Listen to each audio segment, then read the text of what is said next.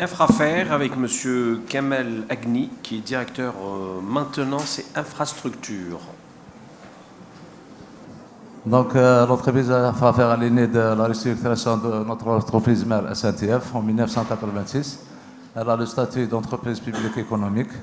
Donc, actuellement, elle relève de la tutelle du ministère des Travaux publics et des Transports. Le P Infrafer est certifié ISO 9001 version 2008 par l'organisme AIB Vincent International depuis l'année 2003.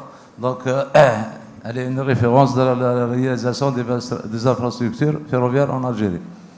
Donc, le siège social est à Rouiba avec un capital de 3 milliards de dinars. L'actionnaire principal, c'est le ministère des Travaux publics et des Transports, avec le nombre d'actions de 1200.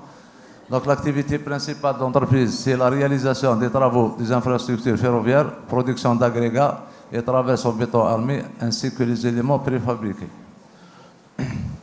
Donc, l'entreprise Infrafer a capitalisé plus de 30 ans au service du rail en Algérie.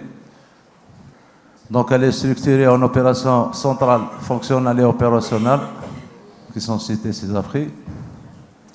Donc, l'activité de l'entreprise, c'est la pose de voies nouvelles et le renouvellement et la modernisation de voies ferrées. Renouvellement du ballast, du bourrage lourd, la réalisation des branchements particuliers, que ce soit pour les édifices des sites militaires ou autres, la maintenance et l'entretien des voies ferrées, la maintenance des engins de voies, la fabrication des éléments préfabriqués, traverses en bois, murailles ballast et la production de ballast. Donc, les projets qui ont été réalisés par notre entreprise,